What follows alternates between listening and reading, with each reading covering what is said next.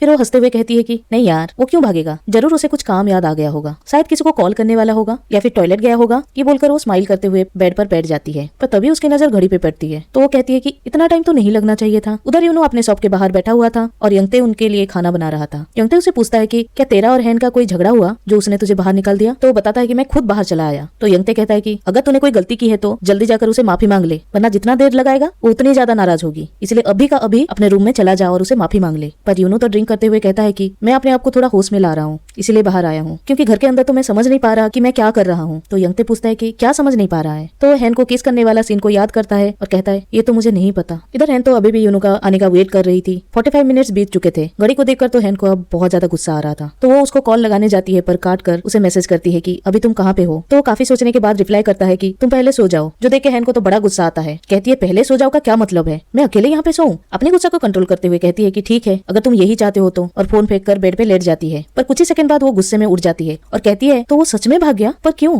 क्या मैं उसे जिंदा खा जाती, वो मुझसे इतना क्यों डरता है। वहाँ बाहर कुत्ते भौंक रहे थे तो खिड़की खोलकर उन्हें भी चुप रहने के लिए कहती है, तो कुत्ते भी डरकर भौंकना बंद कर देते हैं। फिर से बैठकर सोचने लगती है कि वो मुझसे इतना क्यों डरता है, क्या मैं सच में इतनी डरावनी हूँ। इधर यूनो तो अभी भी ड्रिंक कर रहा है। यंगते उसे वापस घर जाने के लिए कहता है, पर वो कहता है कि मैं थोड़ी और पीऊंगा। यंगते कहता है कि हैन तुम्हारा वेट कर रही होगी, और तभी हैन वहाँ पर पहुंच जाती है जो दूर से उनकी बातें सुन रही थी। और वो कहता है कि इसीलिए तो मैं घर नहीं जा रहा हूँ, वो जब सो जाएगी उसके बाद जाऊंगा। जो सुनकर हैन गुस्से में वापस चली आती है। फिर यंगते पूछता है कि तू जाना क्यों नहीं चाहता। तो वो कहता है कि मैं कोई गलती नहीं करना चाहता। यंगते कहता है लोग ड्रिंक करके गलती करते हैं। तो वो कहता है कि मैं ड्रिंक करके ही कोई गलती नहीं करता, इसलिए मैं इतना ज्यादा ड्रिंक कर लूंगा कि मैं यहीं पर बेहोश हो जाऊंगा। पर आप मेरा बस एक मदद कर देना, मैं बेहोश हो जाऊं उसके बाद मुझे मेरे रूम में मत लेके जाना। यंगते को तो कुछ समझ में नहीं आ रहा था कि इसे हो क्या गया, इसलिए वो उसके लिए रमन बनाने के लिए जाता है। और टल्ली यूनो अकेले ही बड़बड़ाने लगता है कि मैं उससे कितना नफरत करता था, वो जो करे उसके साथ जो भी हो मुझे कोई फर्क नहीं पड़ना चाहिए था। मैं उससे इतना ज्यादा डरता था क्योंकि मैं उसे पसंद नहीं करता, और शायद मुझे ऐसे ही करते रहना चाहिए था। और वो वहीं पे लेट जाता है और कहता है पता नहीं मैं वैसा क्यों नहीं कर पा रहा। ये बोलते हुए वो तो रोने लग जाता है। इससे हमें समझ में आता है कि चाहे वो जितना भी बोले उसे हैन की कोई फिक्र नहीं है, वो हैन को लाइक नहीं करता। पर सच तो यही है कि दोनों एक दूसरे से अभी भी उतना ही प्यार करते हैं जितना पहले करते थे, जो ये दोनों खुद भी नहीं जानते हैं, बस एक दूसरे से प्यार का एक्सप्रेशन नहीं कर पाते। हैन रूम में वापस चली आती है और कहती है ठीक है अगर तुम यही चाहते हो हमें साथ में सोने की जरूरत नहीं है, वैसे भी हम पिछले 2 सालों से सेपरेट ही सो रहे हैं। फिर फ्लैशबैक में हम देखते हैं 2 साल पहले यूनो घर आता है तो देखता है उसने जो रूम उनके आने वाले बेबी के लिए तैयार किया था उस रूम का सारा सामान निकाला जा रहा था। मैड से पूछने पर वो बताती है कि मैडम हैन ने हमें ये रूम खाली करने के लिए ऑर्डर दिया है। जो सुनकर वो गुस्से में हैन से बात करने जाता है। हैन कॉल पर अपने सेल्स टीम से बात कर रही होती है। वो आते ही उसे पूछता है कि तुम ये रूम खाली क्यों करा रही हो। तो वो कहती है कि अब इस रूम का कोई जरूरत नहीं है, अब ये रूम मुझे बहुत इरिटेटिंग लगता है। ये सुनकर यूनो को बहुत बुरा लगता है। हैन कहती है कि अब हमें इस सब की जरूरत नहीं है। ये बोलकर वो फोन पे बिजी होने लगती है और वो गुस्से में घर के अंदर चला जाता है और मेड से कहकर अपना सारा सामान इस रूम में शिफ्ट करा लेता है।